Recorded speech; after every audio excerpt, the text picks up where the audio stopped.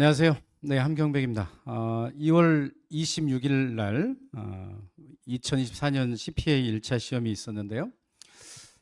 오늘 경제학 해설 강의를 해드리려고 합니다.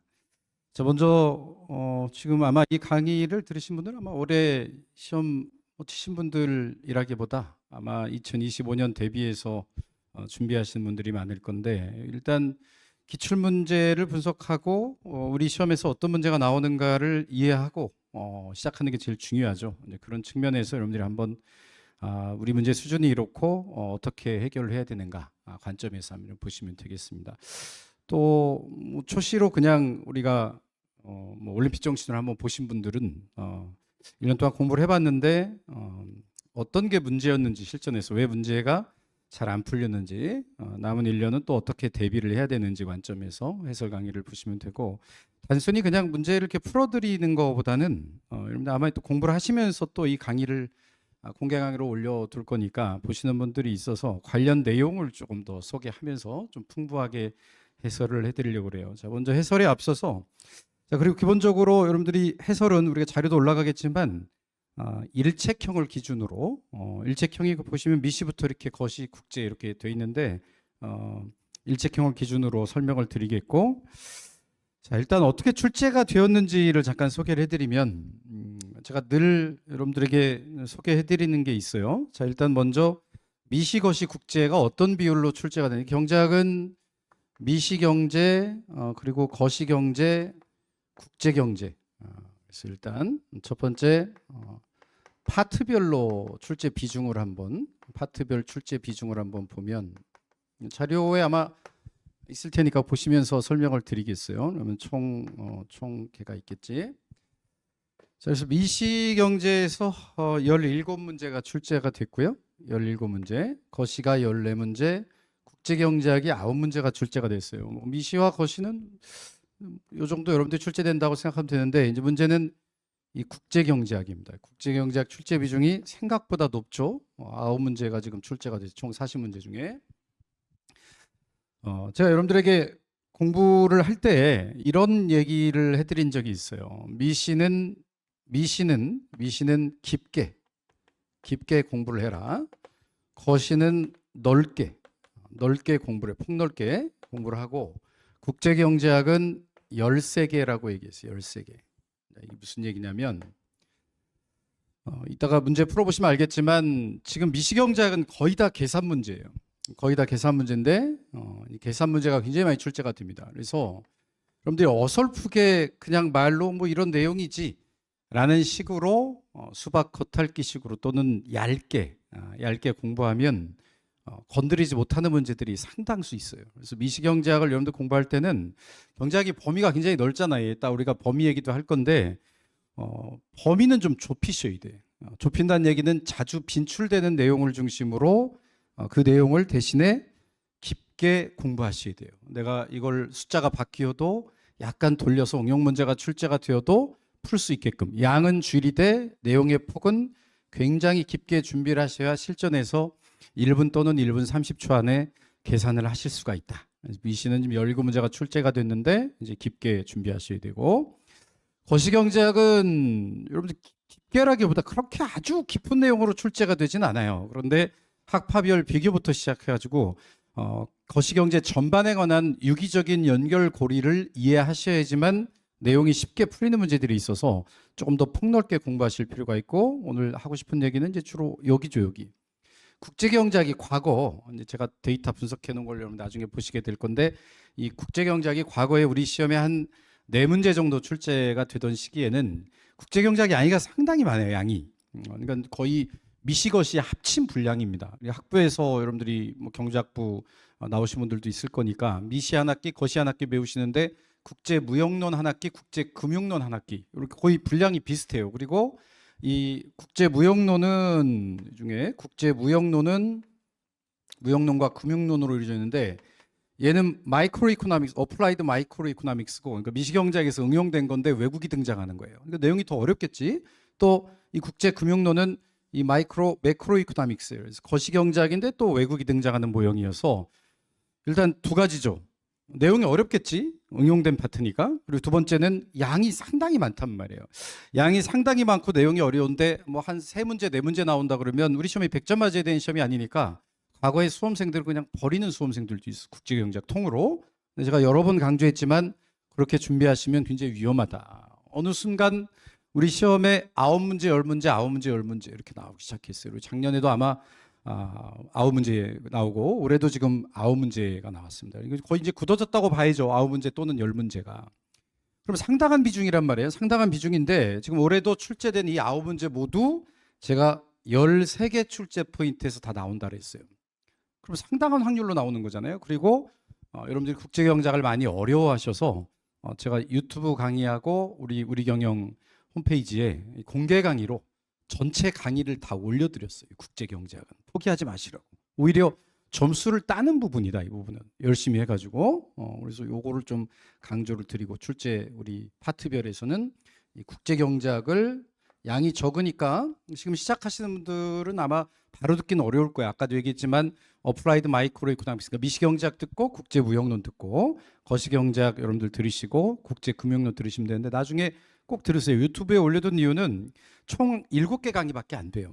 그러니까 여러분들이 그냥 이동 중에도 볼 수 있고 또 필요한 부분은 나중에 찾아보시라고 올려둔 건데 이런 특징이 있다. 첫 번째 파트별 비중이고요. 두 번째는 중요도별 출제 비중인데 중요도별 출제 비중이에요. 자, 요 얘기를 하려면 제가 여러분들에게 분류해 드리는 게 있어요. 경제학이 양이 많고 일단 어려워. 내용도 어려운데 양이 많다 보니까 접근하기가 굉장히 어렵단 말이에요. 그래서 거시경제학 경제학 통틀어 보면 400개가 넘어.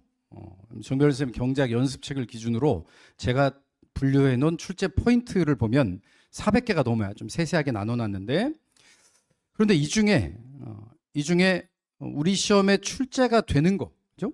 출제가 되는 건 뭐 한 130개 정도에서 다 출제가 됩니다. 거의 양이 한 3분의 1, 뭐 4분의 1로 줄어들죠. 3분의 1, 4분의 1로 줄어드는데 나머지 D급들은 다 출제가 안 되는 거란 말이에요. 그런데 여러분들이 이 출제가 안 되는 것도 막 다 공부를 하고 하려다 보니까 이 양에 지쳐가지고 굉장히 어렵게 느끼는 거죠.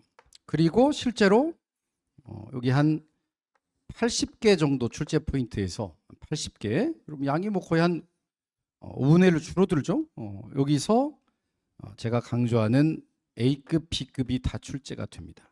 그러니까 A급은 어떻게 분류했냐면 10년간 기출문제 총 400문제잖아요. 그 400문제 중에 4문제 이상 출제된 거, 거의 뭐 매년 출제되거나 2, 3년에 한 번씩 꼭 나오는 주제, 그게 A급. 그리고 B급은 2문제 또는 3문제가 나온 거, 그럼 이제 어쨌든 빈출이 된다는 거잖아요. 그리고 딱 한 번 나온 거, 한 문제만 나와서 한 문제만 10년 동안, 그럼 다시 나올 확률이 그렇게 높진 않겠죠. 그리고 D급은 한 문제도 안 나온 거, 빵 문제. 요걸 D급이라고 분류를 한 거예요. 그런데 여기서 중요한 건 이 A급, B급, 여기 양으로 치면 일단 한 5분의 1로 줄어들죠, 양이. 여기서 경제학 전체에 한 85% 정도 나와요. 근데 지금 올해 분류해 놓은 거 보면 뭐 평균적으로 10년 동안은 한 85% 나옵니다. 86.25% 그렇게 나오는데 올해 출제된 걸 한번 볼게요. 올해 출제된 걸 보면 이게 매년 다 같지는 않으니까 A급, B급, C급, D급 그리고 총계를 보면 자, A급이 22문제, B급이 11문제, C급이 3문제, D급이 4문제.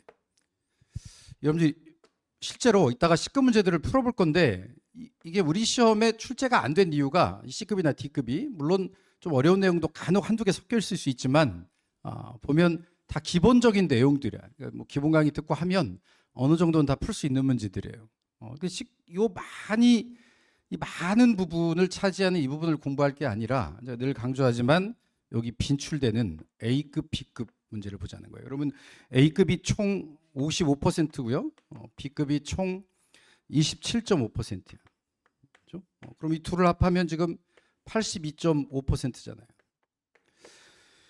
뭐 시험 보신 분들 알겠지만 여러분들이 요거 다 공부해 가지고 시험을 보면 몇 점 정도 맞을 수 있을 것 같아. 그지? 그런데 여기 마지막으로 할수록 A급, B급에 집중하면 양은 한 5분의 1로 줄어드는데 그럼 만점을 여러분들이 82.5점이라고 그냥 우리가 보수적으로 생각했을 때 이 중에 한 80% 맞추면 60점 이상이죠. 한 70%만 맞춰도 한 50점 될 거예요. 그럼 충분히 합격 가능한 점수지. 그러니까 오히려 양은 줄이고 그 시간에 다른 과목들을 또 공부할 수 있잖아요. 그래서 일단 여기서는 일단 A급, B급을 강조해 드립니다.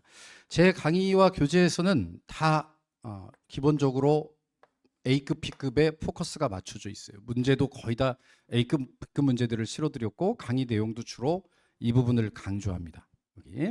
그래서 이번에도 비슷하게 출제가 되었다. 그리고 또 하나 최근에 출제 트렌드인데 유형별로 출제 비중을 분석을 했어요. 가장 간단하게 말 문제와 계산 문제 비중이 어떻게 될 거냐. 40문제 중에 말 문제와 계산 문제 비중이 어떻게 될 거냐. 그래서 지금 보면 말 문제가 17문제, 계산 문제가 23문제.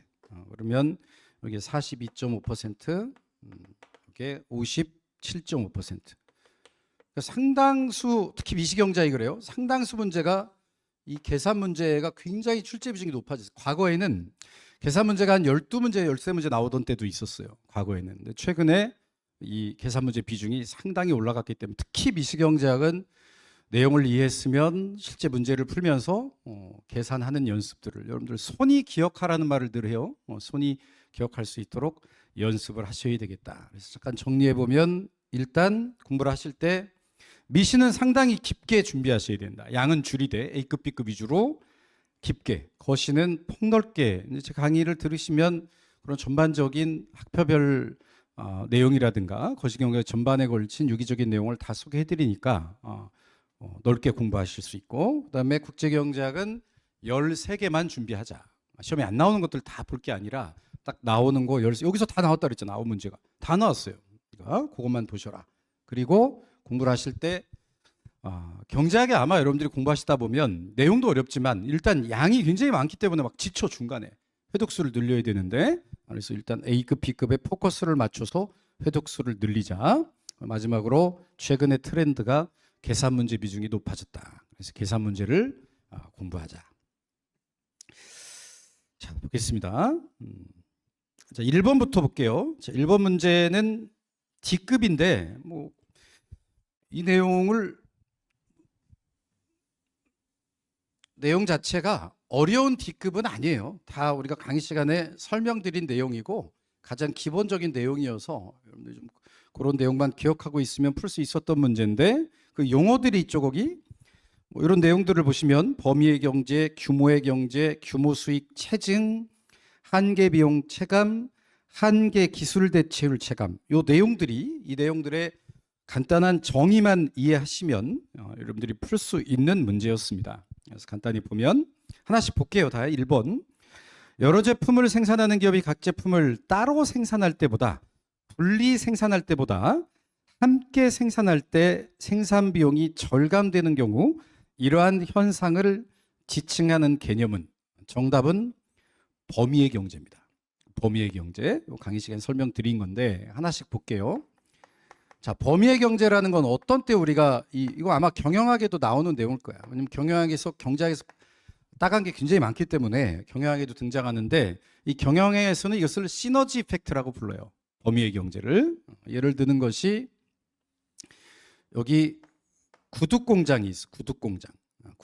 구두 공장이 있어. 이게 XJ라고 합시다. 그리고 가방 공장이 있어. 가방 공장 YJ라고 해봐요. 그러면 구두 공장에서 구두를 따로 생산하고 가방 공장에서 따로 생산할 때 비용은 구두 공장의 비용일 거지. 그다음에 가방 공장의 비용이 또 들겠지. 이렇게 따로따로 들 거 아니야. 이게 분리 생산할 때 드는 비용이겠죠. 구두 공장에서 드는 비용, 가방 공장에서 드는 비용. 그런데 만약에 어떤 가방 만드는 회사가 구두 공장을 인수한 거야. 여기. 그러면 하나의 회사에서 그죠? 생산하겠지? 브랜드가 있겠지. 뭐 구두 가방 합쳐가지고. 왜냐하면 구두도 우리가 가죽을 사용하고 가방도 가죽을 사용하다 보니까 가죽 원단을 예를 들어 디자인해야 된다 초기에. 그러면 여기도 디자이너가 있어야 될 거고 여기도 디자이너가 있어야 되니까 따로따로 비용이 나갈 거 아니야. 그런데 인수합병해가지고 하나에서 생산하다 보면 원단을 재단하거나 원단을 디자인하는 디자이너는 한 명만 있으면 되겠죠. 그리고 또 어떤 장점이 있냐면 둘 다 가죽을 쓰다 보니까 가방을 만들고 남은 어떤 짜투리 가죽 같은 거 예전에 다 버렸다면 요즘 뭐 구두 밑창을 만드는데 쓸 수 있다든가 이렇게 비용의 절감을 가져올 수 있다는 거예요. 그래서 하나의 회사에서 생산할 때 드는 비용은 요걸 같이 생산하는 거죠.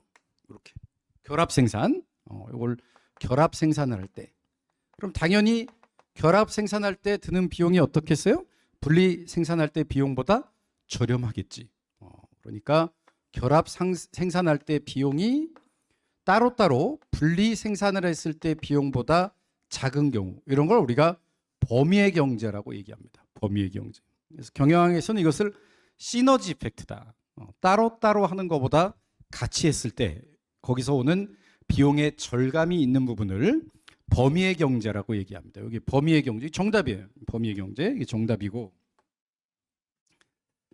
자, 두 번째, 제가 말씀드렸죠. 우리가 정답만 딱 말씀드리는 게 아니라 우리가 이미 강의를 수강하시는 분들이 기본적으로 뭐 올해 내가 시험을 보신 분들은 지금 2차 공부하고 있겠죠. 이제 내년에 2025년 대비하시는 분들이 필요한 강의니까 기본 강의나 문제풀이에서 설명드리는 내용들을 조금 더 우리가 포괄적으로 설명을 드리겠다. 두 번째, 규모의 경제. 이 파트가 말장난을 하는 부분이에요. 여기 다 뭐가 들어가 있어?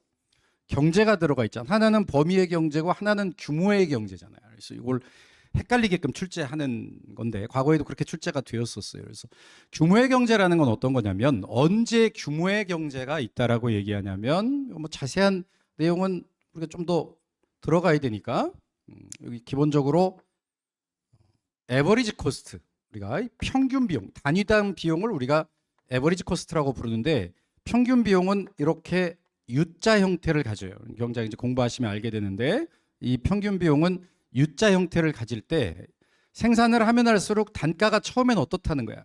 처음엔 떨어지다가 어느 순간 지나면 다시 올라간다는 거야. 평균 비용이 그렇게 생겼어요.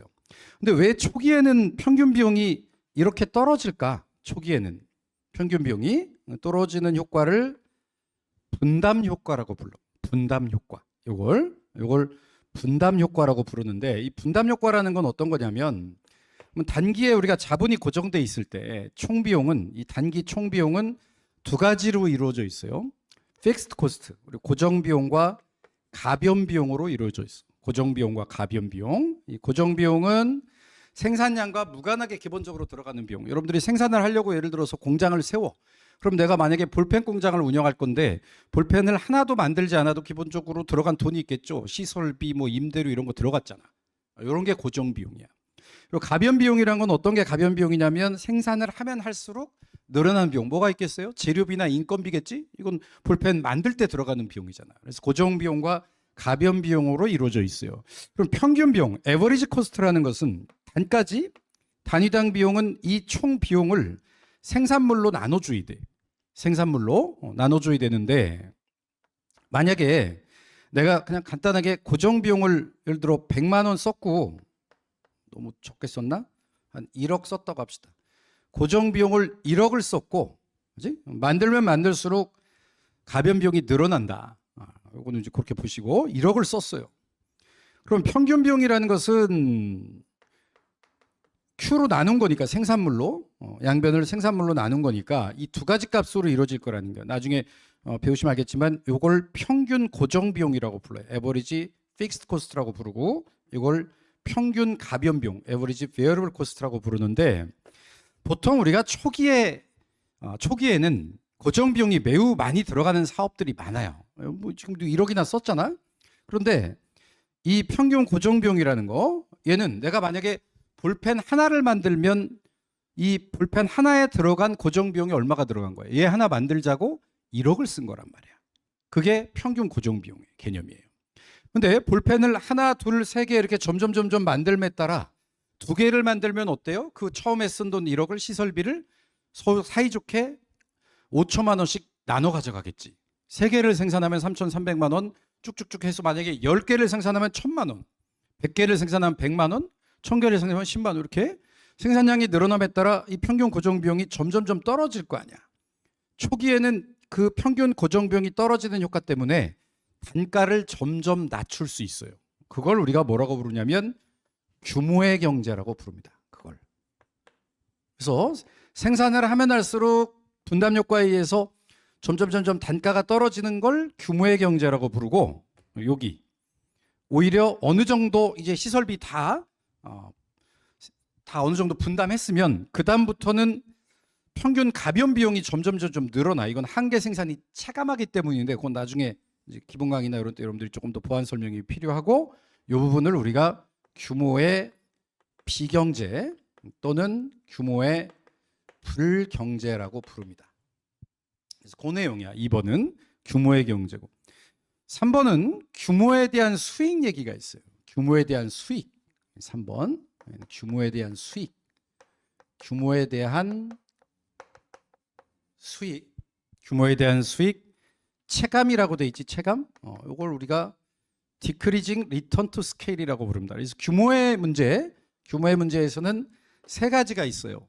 Increasing Return to Scale이 있고, Decreasing Return to Scale이 있고, Constant Return to Scale이 있어요.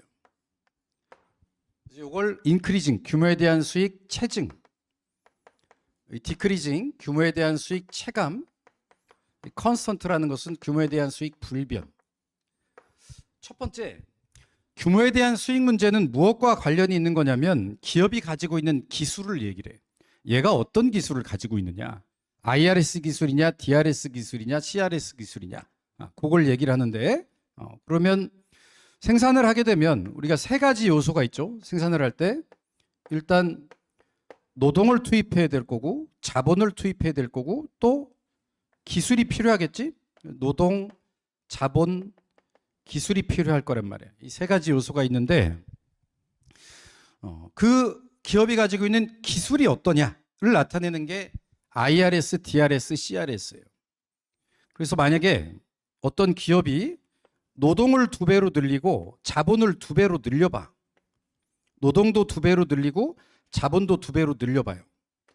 그때 생산량이 몇 배나 늘어날까에 관한 얘기예요. 그건 예를 들어 좋은 기술을 가지고 있는 기업은 생산량이 훨씬 더 크게 늘어날 거고, 나쁜 기술을 가지고 있는 기업은 조금 적게 늘어날 거고, 좋은 기술을 가지고 있는 기업은 많이 늘어나겠지, 생산량이. 그래서 기본적으로 기준이 노동 2배 늘렸더니 또 자본 2배를 똑같이 늘렸더니 생산량이 2배 늘어났다. 그 기술을 우리가 Constant Returns Scale, DRS라고 얘기합니다.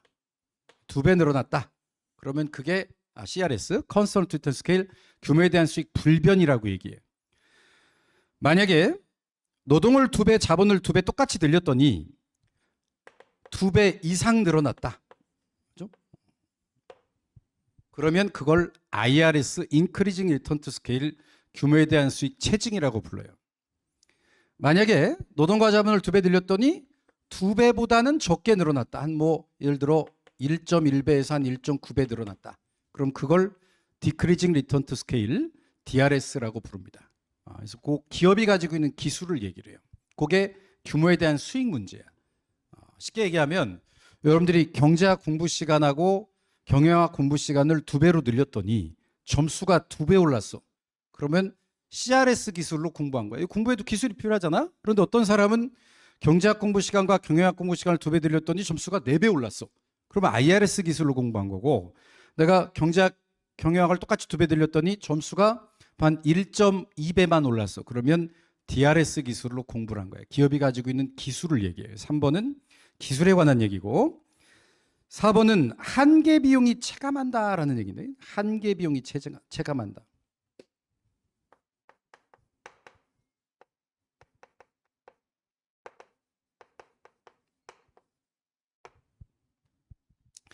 일단 마지널 코스트가 필요하겠지. 마지널 코스트, 이 개념이. 그러면 마지널 코스트라는 것은 정의가 뭐냐면 생산량이 하나 늘어나면 추가적으로 늘어난 비용을 얘기해. 추가적으로 늘어난 비용. 하나 더 생산할 때, 내가 볼펜 하나를 더 생산할 때 추가적으로 늘어난 비용. 그건 여러분들 어디서 올까? 아까 얘기한 이 고정 비용에서 올까요? 가변 비용에서 올까? 가변 비용에서 오겠지. 그 추가적인 비용이 점점 작아진다는 거야. 이거는 사실은 생산과 비용의 듀얼리티, 쌍대성 원리 때문에 생긴 건데, 요 개념은 한계 생산, 이거 나중에 여러분들이 이제 기본 강의 때 배우실 건데, 한계 생산이 체증하는 경우에 하나 더 노동을 한 단위 더 투입하면 할수록 생산량이 점점 늘어난다는 얘기는 무슨 얘기? 바꿔 얘기하면 하나 더 생산할 때 인건비가 그만큼 덜 들어갈 거 아니야. 추가적인. 그러면 한계 비용이 체감하겠죠. 그래서 그런 개념이다. 그다음에 마지막으로 한계 기술 대체율 체감. 한계 기술 대체율.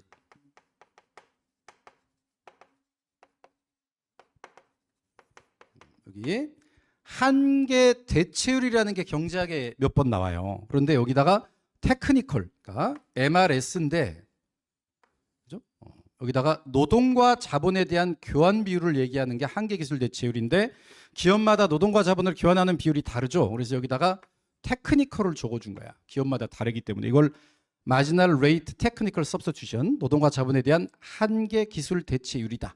그렇게 불러요. 그러니까 이 의미는 나중에 정리를 하시겠지만, 의미는 기업이 똑같은 양, 내가 만약에 볼펜 100개를 생산함에 있어서 노동을 늘리게 되면 똑같은 100개를 만들 때 자본을 줄일 수 있을 거 아니야. 그 노동과 자본에 대한 교환 비율을 얘기하는데, 그게 점점 작아지는 것.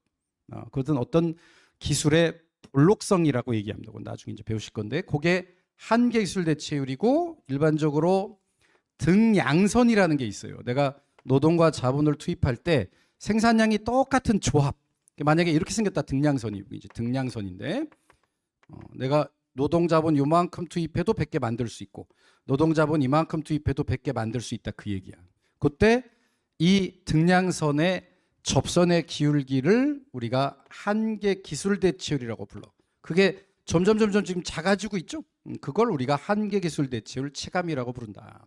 그래서 1번 문제는 그냥 어찌 보면 공부를 조금이라도 한 수험생들, 지금 제가 여러분들 말씀드린 이런 내용들이 있죠. 여기 범위의 경제, 규모의 경제, 규모에 대한 수익 체감, 한계 비용 체감, 한계 기술 대체율 체감, 이런 내용들은 가장 기본적인 용어에 해당해요. 용어. 우리 시험 정도 되는 난이도 시험에서 기본적인 용어를 물었다는 것은 그냥 주는 문제예요. 1번은 아주 쉬운 난이도고, 이따가 제가 왜 이 문제가 아주 쉬운 난이도라고 얘기하는지는 여러분들이 아마 이따가 문제를 이제 하나하나 풀어보면, 그래서 함경백이 이 문제가 쉽다고 얘기했구나 라고 여러분들이 느끼시게 될 거예요. 자, 그럼 2번부터 보겠습니다. 2번 이제 소비자잉여 생산자잉여와 관련된 문제인데, 수요 곡선과 공급 곡선에 대한 이해, 그리고 소비자잉여와 생산자잉여가 정리가 잘 되어 있는가, 그걸 지금 묻고 있어요. 2번 문제는. 2번 문제 계산 문제로 나왔지. 혹시나 계산 문제로 출제됐습니다. 2번 문제는 D급이고, 소비자잉여와 생산자잉여 개념을 계산하는 문제로 출제가 됐어. 계산하는 문제로. 자, 이제 문제 보시면, 자, 처음에 수요 함수가 120 마이너스, 전년도에 완전 경쟁 시장에서 수요 함수가 120 마이너스 P고, 120 마이너스 P고, 공급 함수가 P다. 그러니까 이 공급량은 가격과 같다는 거야. 가격이 10원이면 10개, 가격이 20원이면 20개 이렇게 만든다는 얘기고, 여기 보시면 수요의 법칙이 반영돼 있지. 가격이 올라가면 수요량이 점점 줄어든다는 거야. 이게 지금 전년도예요. 전년도. 그럼 전년도에 여러분들 균형에서는 수요량과 공급량이 같겠지? 그럼 두 식을 갖다가 놓고 풀면 이 P는 120이니까 균형 가격은 60일 거고, 60 대입하면 균형 거래량은 60이겠죠. 60. 그러면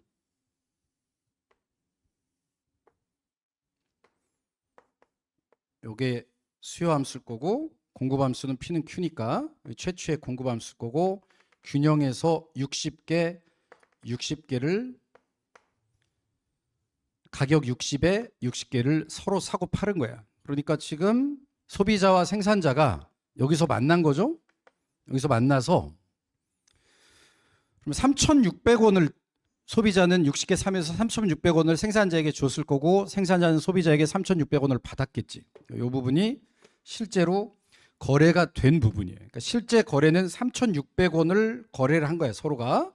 근데 여기서 컨서머 서플러스와 프로듀서 플러스의 개념은 어떤 개념이냐면, 먼저 이 문제는 일단 생산자 잉여만 물었으니까 생산자 잉여만 따져볼게요. 이 공급곡선의 높이라는 게 이게 뭘 의미하냐면, 이 공급선의 높이라는 게 생산자가 최소한 받아야겠다는 금액이에요. 내가 최소한 이만큼은 받아야 되겠다. 내가 이만큼 만들려면 이만큼은 받아야 되겠다는 거예요. 생산자가 최소한 받아야겠다는 개념이고, 거기에는 기회비용의 개념이 사실 숨겨져 있는데 그 내용들은 나중에 이제 공부하시면서 좀 보시고, 그러면 내가 생산자가 60개를 팔면서 최소한 받아야겠다는 금액은 이 삼각형이었을 거예요. 그지? 이만큼을 받아야 되겠다고 생각했을 거야. 이만큼 1800은 받아야 돼. 그런데 이 중에 실제로 받은 금액은 요 사각형을 받았잖아. 3600을.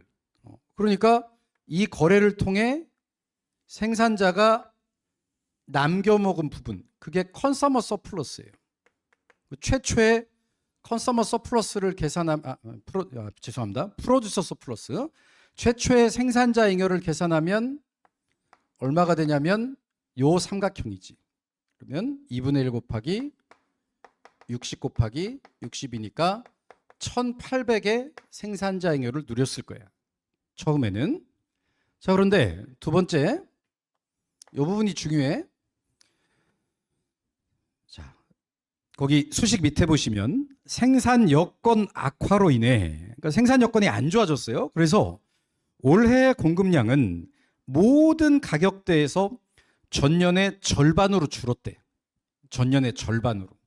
그럼 여기다가 한번 그려보면, 자, 요게 요렇게 해석을 해보면, 내가 이 가격 공급곡선을 해석을 해보면, 내가 이 가격에서는 이만큼 생산하겠다. 내가 이 가격에서는 요만큼 생산하겠다. 내가 이 가격에서는 이만큼 생산하겠다는 게 이게 공급곡선이잖아요. 그런데 모든 가격에 대해서 절반으로 줄었대. 이렇게 절반으로. 이 가격에서도 절반으로 두고 절반 줄었대. 그러면 공급곡선이 이렇게 왼쪽으로 이동하는 거, 이게 이제 공급의 감소죠. 근데 공급이 정확히 모든 가격에 대해서 절반으로 줄었다 그랬으니까 이렇게 줄 거란 말이에요. 그럼 이걸 수식으로 이제 나타내야 되잖아. 자, 소비에는 아무런 변화가 없고요. 그치? 공급량이 어떻게 줄었냐면 가격의 절반으로 줄었잖아. 절반으로. 이렇게 줄었죠. 그지? 그게 지금 이거야. 가격에 대해 여러분들 보시면 가격에 대해 쓰면 EQ로 바뀐 거지? 기울기가 2배 늘어난 거야. 지금 기울기가. 자, 풀어보면 2분의 3P는 120이니까 가격은 얼마로 바뀌고 80으로 바뀌고, 거래량은 80을 넣으면 40으로 바뀌겠지. 여기 요 바뀐 거래량이 이제 죄송합니다. 여기랑 만나지. 여기랑 만났을 때 이 바뀐 거래량이 40이고 가격은 80이겠죠. 자, 지금 문제에서 생산자잉여 감소분을 물었단 말이야. 생산자의 감소분. 그럼 아까 우리가 최초의 생산자잉여는 이 삼각형 구해뒀잖아요. 그럼 지금 바뀌었을 때, 이 공급곡선이 이렇게 바뀌었을 때 생산자잉여를 다시 계산해 보면 요만큼 40개 거래하는 동안 이 삼각형이 생산자가 최소한 받아야겠다는 금액일 거 아니야. 요게. 그지? 그런데 실제로 얼마를 받았어? 여기 80원씩 80원에 40개, 3,200원을 받았으니까 여기 삼각형 빼준 요 삼각형이 뭐겠어요? 요 삼각형이 이게 바뀐 생산자잉여겠지. 그럼 바뀐 생산자잉여를 계산해 보면 생산자잉여가 요 삼각형의 넓이죠? 여기 80 곱하기 40, 2분의 1 곱하기 80 곱하기 40이니까 1,600으로 바뀌었죠. 그러면 생산자잉여가 얼마 줄어들었어? 생산자잉여의 변화분이 1,800에서 1,600을 뺀 200이죠. 200. 그래서 생산자잉여가 얼마 줄어들었냐면 200만큼 줄어들었습니다. 그게 2번 문제예요. 2번 문제. 사실은 1번과 2번은 굉장히 쉬운 난이도에 해당합니다. 아마 여러분들이 이제 처음 공부하신 분들이 강의를 들으시면 너무 어렵다 이렇게 느낄 수도 있을 거예요. 그런데 웬만큼 미시경제학 공부한 수험생들에게는 1번은 기본적인 용어, 2번은 그냥 간단한 수요 공급해서 이원 1차 연립방정식 푸는 문제입니다. 그래서 그렇게 여러분들이 2번 문제는 해결하시면 되겠고요. 자, 3번인데 제가 아까 말씀드렸지만 A급, B급에서 거의 다 대부분 출제가 됐다고 말씀드렸잖아요. 그 중에서도 제가 여러분들에게 강의 시간에 마무리 강의 때도 마찬가지고 문제 객관식 때도 강조를 많이 해드렸는데 요건 꼭 나올 것 같다라고 하는 내용들이 있어요. 그게 현시 선호 이론이야. 요거는 최근에 모든 시험들에서 굉장히 많이 출제가 되고 있고 강조를 또 많이 해드렸던 내용이야. 현시 선호 이론인데 뭐 거의 제가 아마 거의 요거는 출제가 될 거니까 꼭 공부를 하고 들어가라라고 얘기를 했을 거예요. 강조를 많이 한 내용이고 그러한 내용들에 대해서는 이제 다른 강사분들하고 좀 차이점이 저는 일단 여러분들이 무조건 실제 시험에서 1분 안에 혹은 아주 직관적으로 아니면 뭐 여러분들은 그걸 왁구라고 표현하던데 풀이 방법을 나타내는 거죠.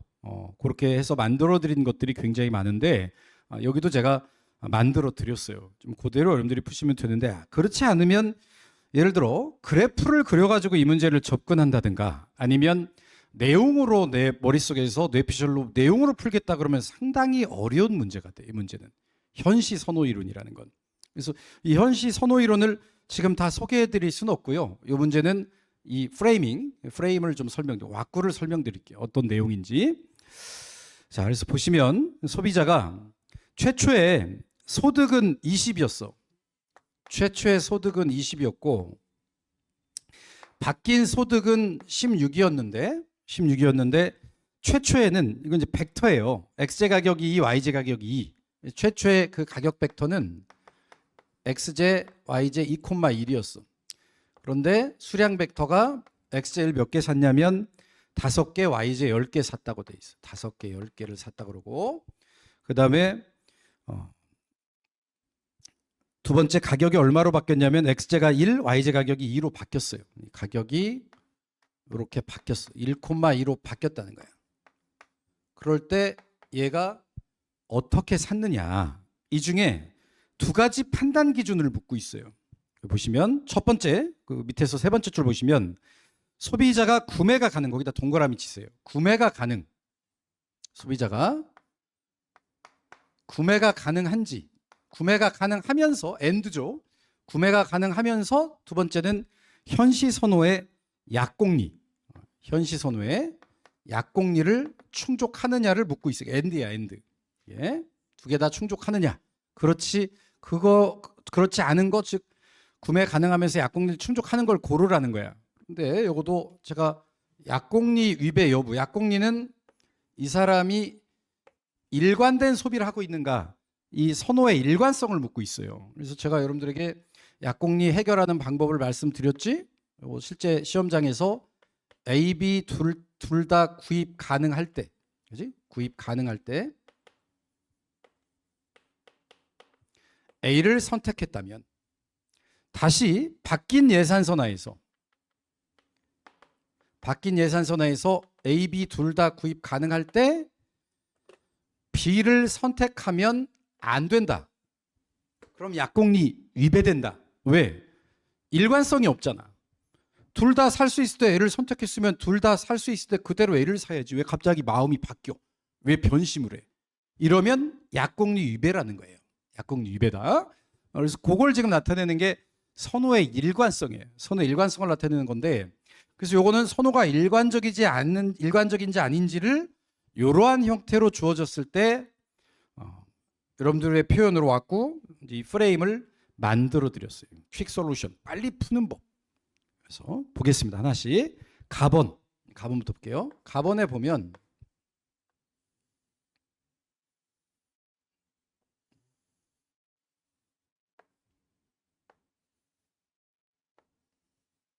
이건 아마 제 강의를 들은 수험생들만 이렇게 풀 거야. 보시면 자, 2,1, 5, 가격이 1,2로 바뀌었죠. 왼쪽에 가격 벡터를 줬고 여기다가 수량이 최초에 5개, 10개, XJ 5개, YJ 10개를 샀는데 여기 지금 가번에 보니까 바뀐 가격표에서 XJ 4개, YJ 6개 샀다는 거잖아. 그러면 여기가 뭐에 해당하냐면 여기 이 대각선에 있는 게 이게 실제로 구입한 예산이에요. 실제로 구입한 거. 내가 가격이 xj 2, yj 1일 때 xj 5개, yj 10개를 샀고 xj 가격이 1, yj 가격이 2일 때 xj 4개, yj 6개를 샀다는 거야. 그럼 그때 얼마의 예산을 썼는지를 보면 2, 5, 10, 10이니까 20의 예산을 가지고 5개, 10개를 샀고 가격이 바뀌자 4, 10이니까 16의 예산을 가지고 요걸 산 거예요. 실제로 선택한 점이야. 그럼 이제 요걸 A, 요걸 B라고 할게요. 그러면 뭘 판단해 주는 거냐면 최초의 가격 하에서 이 B도 살 수 있었는지를 봐주는 거야. 또 바뀐 가격 하에서 A도 살 수 있었는지 그 여부를 봐주면 그러면 선호의 일관성을 판별할 수 있어요. 그럼 계산을 해볼게. 그러면 2, 4, 8, 6이니까 14지? 그러면 최초의 예산선 하에서 내가 소득이 얼마 있었어 아까? 소득이 20 있었잖아. 그치? 소득이 20 있었는데 14니까 이것도 살 수 있었지. 14원이면 얘도 살 수 있었잖아. 그러면 이걸 문장으로 표현해 보면 A, B 둘 다 살 수 있을 때 A를 선택했다면 이걸 선택한 거잖아. 실제로 둘 다 선택할 수 있을 때 A를 선택했다면 바뀐 예산선 하에서 그러면 1, 2로 바뀌었죠. 바뀐 예산선 하에서 나는 16을 썼단 말이야. 그러면 요거는 얼마가 드는지 예산이 요 A는 그러면 5, 20이니까 25가 필요해. 그럼 난 지금 얼마 있어? 16 있단 말이야. 16 있어서 이걸 선택했는데 얘를 살 수 없어서 할 수 없이 B를 선택한 거란 말이에요. 요건 일관성 위배는 아니에요. 제가 강의 시간에 드는 예가 뭐냐면 여러분들이 합격하기 전에 2천만 원이 있었어요. 예를 들어서 2천만 원. 그 2천만 원으로 예를 들어서 뭐 실제 현실적인 데이터랑은 좀 다를 수 있지만 설명을 드릴게요. 예를 들어서 소나타랑 아반떼를 살 수 있었어요. 소나타랑 아반떼를 살 수 있었는데 소나타를 산 거지. 소나타 2천만 원 주고. 그런데 어떻게 하다가 내 예산이 1,600만 원으로 줄어들었어. 이제 차를 바꿀 때가 됐는데. 그런데 그랜저는 2,500만 원이고 이제 그러니까 아반떼지. 아반떼는 소나타 2,500만 원이고 아반떼는 1,600만 원이어서 소나타를 살 수 없어서 이제 그지? 아반떼로 바꾼 거야. 자, 내가 둘 다 살 수 있을 때 소나타 샀다가 예산이 바뀌어가지고 가격도 바뀌고 내가 얘를 소나타를 살 수 없게 되자 아반떼를 산 게 이게 일관성 위배는 아니잖아요. 마음이 바뀐 게 아니잖아. 그지? 이걸 현시 선호의 약공리를 충족한다고 얘기해. 일관성은 충족한다는 얘기예요.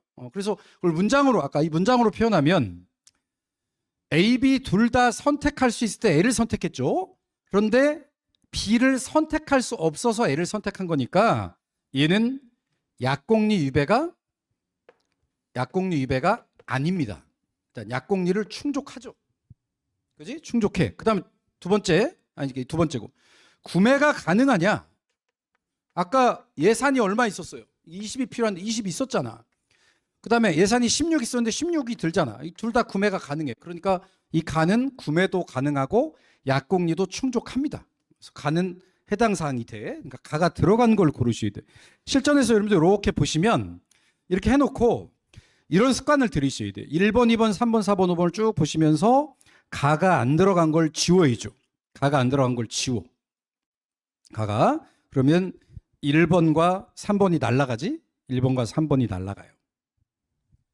한 가지 요령을 말씀드리고 이거 제가 객관식 때 팁으로 드렸는데 요런 문제 이걸 제가 복수 선택형 문제라고 얘기를 해요. 이 복수 선택형 문제 같은 경우는 앞에서부터 풀지 말고 뒤에서부터 풀으라고 얘기를 해요. 가나다라 뭐 이런 거 있으면 가나다라부터 보지 말고 라 또는 마부터 보라고 얘기해요. 그러면 이 문제를 라부터 봤다고 생각하면 어떻게 되겠어요? 라부터 봤다고.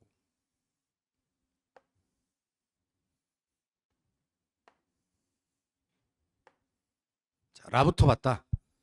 그러면 똑같죠? 나머지는 여기 2,1 여기 1,2 여기 5,10 여기까지 똑같잖아. 몇 개 산 거야? 14,2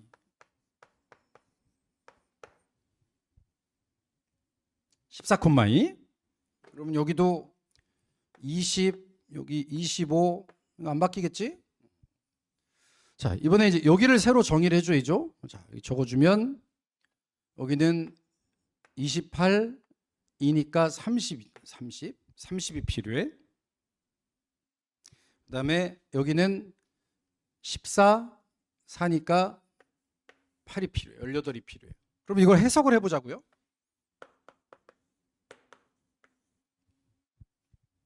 이게 크지? 25가 18보다 크죠? 그럼 이제 말로 해석을 해보면 A를 살 수 없어서, 죄송합니다. B를 살 수 없어서, 나 지금 소득 20 있잖아. B를 살 수 없어서 A를 선택한 거야, 처음에. 문제가 안 돼요. 또 예산선이 바뀌었는데 A를 살 수 없어서 B로 갈아탄 거야. 얘를 살 수 없어서. 그러니까 약공리는 충족합니다. 라도. 그런데 뭐가 문제냐면 처음에 소득 얼마 있었어? 20 있었죠. 살 수 있었어. 구입 가능했어. 구매 가능했어요. 그런데 얘는 14 곱하기 2는 이 가격하에서 구입이 가능해 안 해? 16의 예산밖에 없잖아. 구입 가능하지 않지. 구입이 안 돼. 그러니까 라는 틀렸어요. 이게 안 돼서 틀린 거야. 엔드니까. 자, 그러면 라가 틀렸으니까 그 보기 지문 중에 라가 들어간 걸 지워. 그러면 3번과 5번이 날아가겠지? 3번과 5번이 이제 날아가고 이런 식으로 보면 조금 더 빨리 구할 수 있다는 얘기야. 문제마다 다른데 꼭 그렇다는 건 아니고 될 수 있으면 뒤에서부터 푸시는 습관을 들여라. 이게 라고. 자, 이제 나와 다도 한번 볼게요. 나와 다. 나 한번 볼까 나. 나. 나는 이게 얼마로 바뀌었냐면 8,4죠.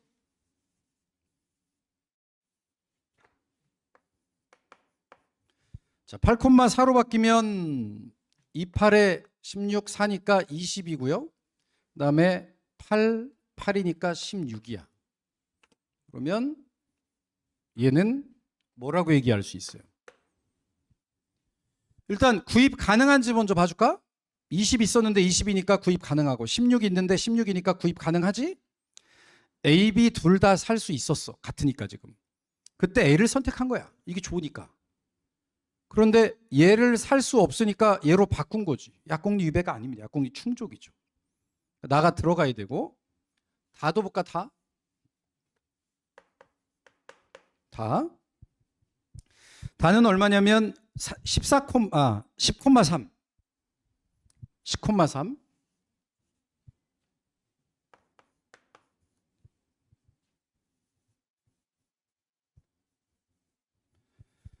자, 그럼 10,3을 하면 23이죠?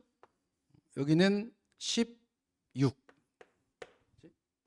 마찬가지로 B를 살 수 없어서 A를 샀고 A를 살 수 없어서 B를 샀으니까 약공리 충족입니다.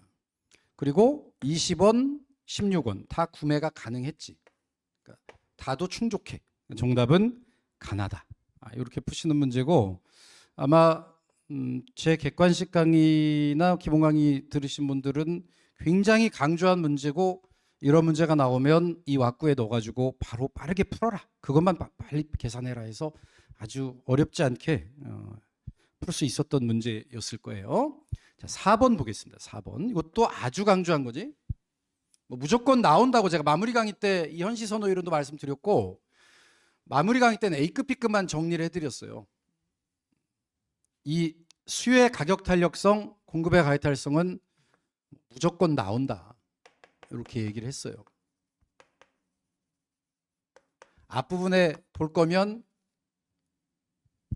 탄력성하고 조세를 봐라 이렇게 얘기할 정도로 강조를 굉장히 많이 했던 내용 중입니다. 무조건 나온다 했는데 나온 거예요. 내용도 어렵지 않아. 제가 기본적인 내용은 외우고 있어야 된다고 얘기했잖아. 4번. 수요와 공급의 가격 탄력성에 관한 설명으로 옳은 것을 모두 고르면 가격 탄력성은 절대값으로 측정한다. 자, 가번. 수요곡선이 우하향하는 직선인 경우에 수요곡선을 따라 가격이 하락할수록 수요의 가격 탄력성은 작아진다. 자, 일단 직선의 경우에, 이건 다 나중에 공부하시면 알 수 있는 내용인데, 수요곡선이 우하향하는 직선의 경우에는 탄력성이 어떻게 구해지냐면 이렇게 구해져. 분모분의 분자, 분모분의 분자, 분모분의 분자로 계산됩니다. 이건 외우고 있어야 돼, 나중에. 이렇게 계산이 돼. 그렇게 되면 이 중점에서는 탄력성이 얼마겠어요? 여기서는 분모랑 분자가 똑같잖아, 길이가. 중점이니까. 그럼 여기는 탄력성이 1이겠지? 여기는 분모분의 분자하면 분자가 훨씬 크니까 이 구간은 탄력성이 1보다 큰 탄력적인 구간이고, 여기는 분모가 더 크니까 탄력성이 1보다 작은 비탄력적인 구간이겠지. 그리고 보시면 이쪽으로 갈수록 분자가 커지니까 탄력성이 커지고, 이쪽으로 갈수록 또 분자가 커지니까 탄력성이 커지겠죠? 탄력성은 우하향하는 직선의 경우에 가격의 증가함수요, 수량의 감소함수예요. 이것도 아마 다요점 정리에 암기해야 될 내용 중에 하나인데, 그걸 여러분들 알고 있다면 가격이 하락할수록 탄력성은 작아지겠죠. 가격의 증가함수니까. 가격이 증가할수록 커진다, 가격이 하락할수록 작아진다. 이게 증가함수니까 가는 맞고요. 나번 보시면 수요곡선이 우하향하는 직선일 경우에 기업이 가격을 낮추면 판매량이 증가하게 되어 총수입이 증가한다. 자, 이걸 한마디로 표현을 하면 제가 이렇게 외우라 그랬어. 피가 탄 양이다. 무슨 얘기냐? 갑자기 사자성어를 얘기하냐? 수요의 가격 탄력성에 따른 총수입이 증가하고 감소하는지는 수요가 비탄력적일 때는 가격과 같고 탄력적일 때는 양과 같다는 뜻이에요. 비탄력적이면 가격과 같고 탄력적이면 양과 같다. 비탄력적일 때 볼까? 그러면 P 곱하기 Q가 이게 총수입 매출액이야. 이게 매출액 또는 총수입이에요. 비탄력적이라는 것은 가격을 많이 올려도 꼭 필요해서 안 줄어든다는 거, 꼭 써야 된다는 거예요. 그러면 두 개 곱하면 매출액은 늘어나겠지? 이게 비탄력적일 때예요. 탄력적이다. 수요가 탄력적이라는 얘기는 가격을 조금만 올려도 수요량이 확 준다는 거야, 이렇게. 그럼 매출액은 줄어들 거 아니야. 그래서 늘 이렇게 따져봐야 되는 거냐? 그래서 제가 여러분들 이렇게 만들어 드린 거야. 비탄력적일 때 보니까 가격과 방향이 같네. 오를 때 오르네. 탄력적일 때 보니까 양과 방향이 같네. 여기 양과. 그렇지? 그래서 제가 비가 탄 양이라고 외워두면 비탄력적일 때는 가격이 오르면 매출액이 늘고, 탄력적일 때는 가격과 반대니까 양이 줄어들수록 커지는구나. 방금 뭐라고 그랬어요? 우리가 가번에서 수요곡선이 우하향하는 직선일 때는 탄력적인 점도 있고 비탄력적인 점도 있으니까, 만약에 비탄력적일 때 가격을 올리면 매출액이 늘어나겠지만 탄력적인 점에서 가격을 올리면 매출액은 줄어들겠죠. 일관적으로 얘기할 수 없지. 나는 틀렸어. 그러면 이쯤 오면 여러분들 뭘 해야 돼? 가는 맞고 나는 틀렸지. 그러면 가는 맞고 나는 틀렸으니까 정답은 뭐야? 가다 아니면 가라겠지. 판단하시면 되고. 자, 이제 답은 공급곡선이 우상향하는 직선이고 가격절편이 양인 경우에, 이거 제가 외우더라고 얘기한 내용 중에 하나인데 그냥 이것만 풀어볼게요. 기출문제 풀이에서는. 자, 지금 뭐라 그랬냐면 공급곡선이 우상향하는 직선이고 가격절편이 양이다. 그럼 이게 지금 여기 가격절편이잖아. 여기 있다는 얘기잖아. 여기. 이게 절편이죠. 여기를 잘라 들어간다는 거야. 이렇게. 공급선이 이렇게 생겼다는 거야.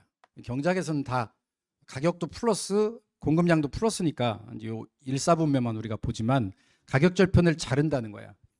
그때 공급의 가탈성이 공급곡선을 따라 이쪽으로 이동하면, 오른쪽 위로 우상향으로 이동하면 탄력성이 어떻게 되느냐는 거예요. 제가 여러분들에게 이 공급의 가탈성, 물리학에서 가져온 개념이다. 그래서 이 탄력성이라는 개념은 기하학적으로 구할 때 무엇으로 나눈 거다? 평균을 한 개로 나눈 거다라고 계산하라고 그랬어요. 그리고 평균은 한 점에서 원점에 그은 기울기, 한 개는 접선의 기울기라고 얘기를 했죠. 그러면 여기 한 점에서 평균 값은 뭐가 될 거냐면 한 점에서 원점에 그은 직선의 기울기, 이게 평균이고, 여기 이 접선의 기울기는 직선이니까 다 똑같겠지? 요게 한계 값이야. 요게 이게 한계야. 보시면 일단 평균이 커요, 한계가 커요?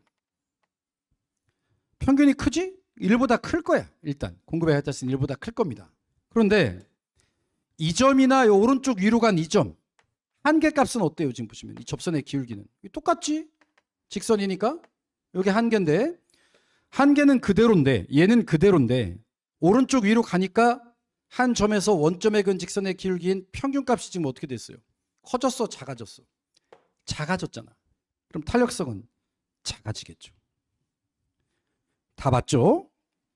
라본, 수요와 공급의 탄력성이 클수록 조세 부과로 인한 자중 손실은 작아진다. 이건 나중에 조세 부과의 효과, 조세 부담의 귀착에서 다루는데, 그냥 여러분들에게 기본 강의 때 말로 이해시켜 드렸듯이 해설을 해드리면, 조세를 부과하거나 가격에 손을 대면 정부가 그냥 시장에 맡겨둘 때가 제일 총잉여가 큰데, 여기에 개입을 하게 되면 데드웨이트 로스라는 게 생긴다 그랬어요. 자중 손실이라는 게 생긴다 그랬는데, 이걸 경제적 순손실, 자중 손실, 자중 손실 이렇게 얘기를 합니다. 여기 보시면 데드웨이트 로스라고 돼 있잖아. 자중적 손실, 사장적 손실 이런 표현을 쓰는데, 경제적 순손실을 얘기를 해요.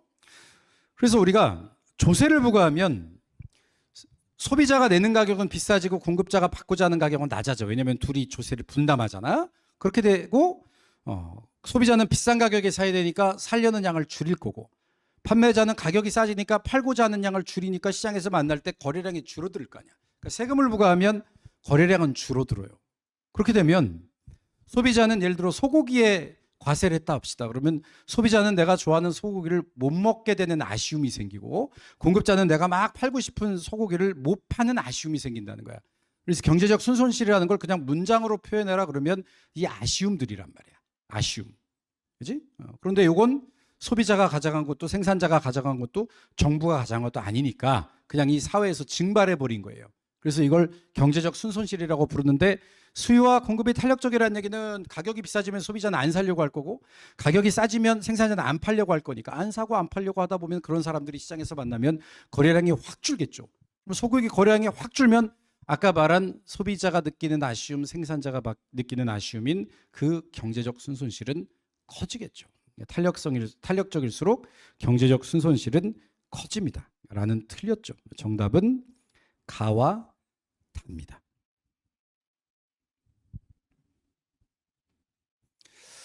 자, 이것도 거의 3번 문제도 반드시 맞추셔야 되는 문제 중에 하나예요. 이런 문제 틀리면 뒤에 가서 어려운 문제들은 여러분들 어떻게 손 쓸 수가 없어요.